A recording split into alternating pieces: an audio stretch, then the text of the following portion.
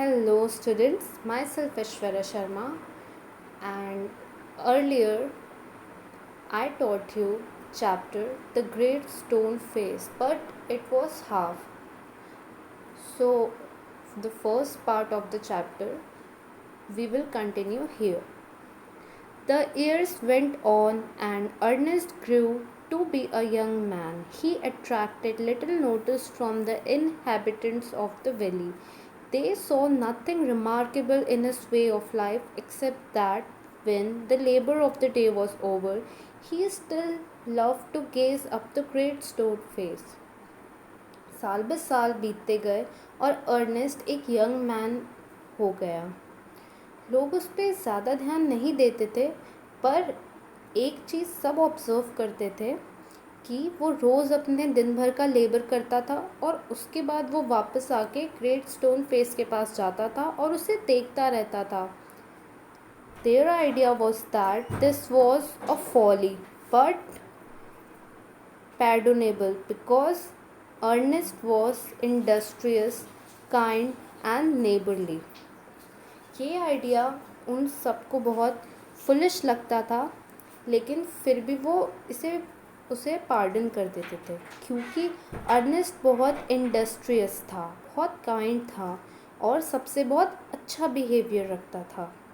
They did not know that the great stone face had become a teacher to him, and that the sentiment which was expressed in it would enlarge the young man's heart and fill it with deeper sympathies than other hearts. और कोई ये नहीं जानता था कि great stone face Ernest का teacher बन चुका था। उसके मन में उसके लिए बहुत सारे सेंटिमेंट्स थे और बहुत सारी सिंपैथी थी, और वो ये नहीं जानते थे कि इस कारण से उसे बहुत सारा नॉलेज आ रहा था। उसका उसका जो विज़डम था वो बहुत ही बढ़ता जा रहा था और उसे ऐसा विज़डम मिल रहा था जो कोई बुक्स भी नहीं दे सकती।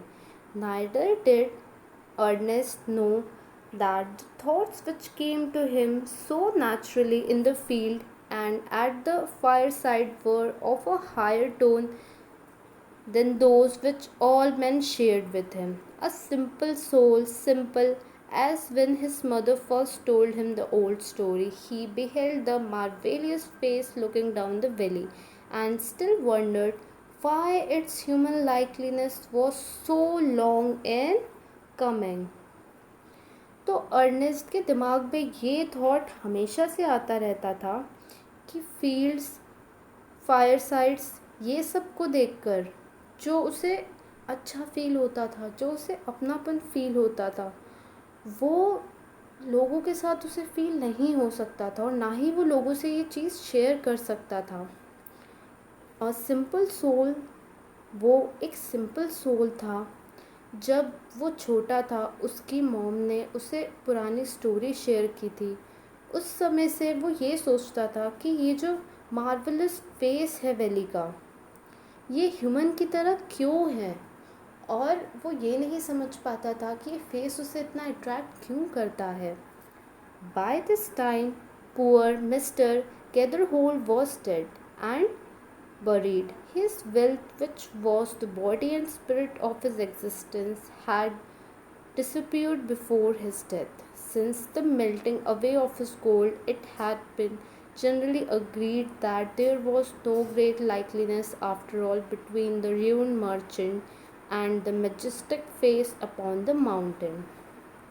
और मिस्टर गैदरहोल्ड मर चुके थे, उन्हें दफना भी जाया जा चुका था और उनका वेल्थ, जो उनका सब कुछ था, वो कहाँ चले गया ये किसी को नहीं पता था।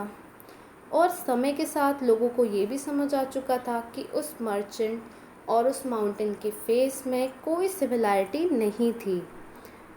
It so happened that another son of the valley had become a soldier many years before.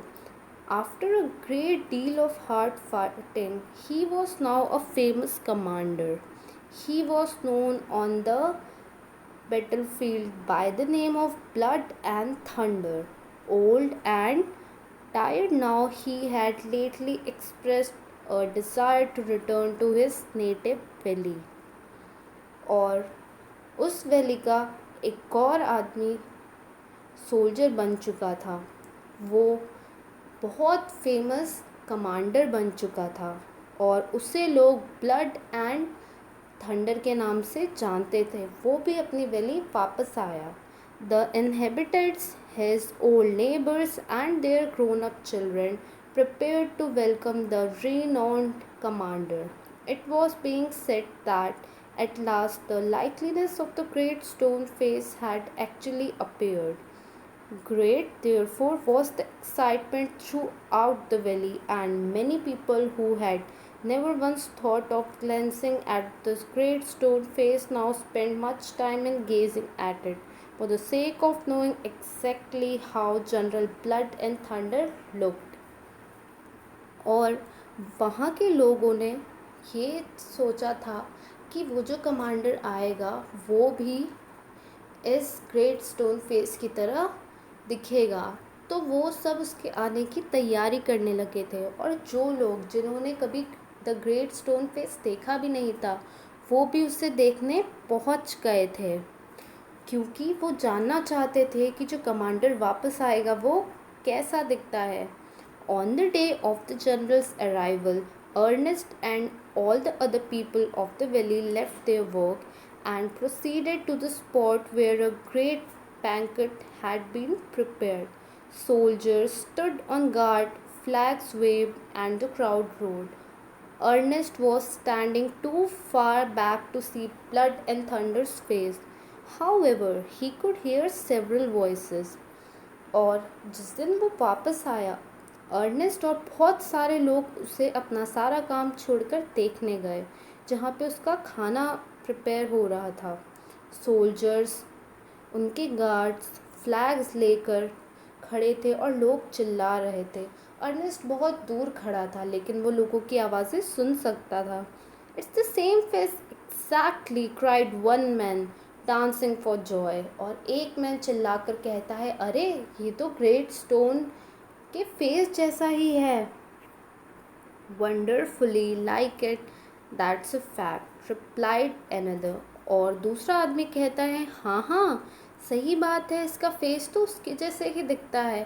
And why not, cried a third, he is the greatest man of this or any other age beyond a doubt.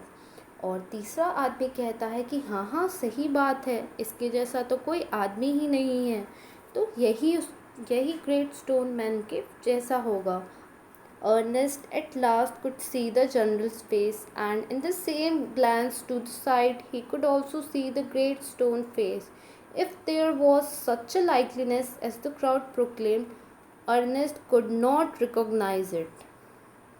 और Ernest last में खड़ा होकर वो दोनों का face देखता है। सबको लगता है कि उस जनरल का फेस और ग्रेट स्टोन का फेस सेम है, लेकिन अर्नेस्ट को ऐसा नहीं लगता है। Fear not, Ernest said his heart, as if the great stone face was whispering to him, Fear not, Ernest, he will come. और अर्नेस्ट के दिल से आवाज़ आती है कि तुम मत डरो, मैं तुम्हें दिखूंगा। उसे लगता है कि ग्रेट स्टोन फेस उसे कह रहा है कि तुम मत डरो, मैं तुम्हें दिखूंगा।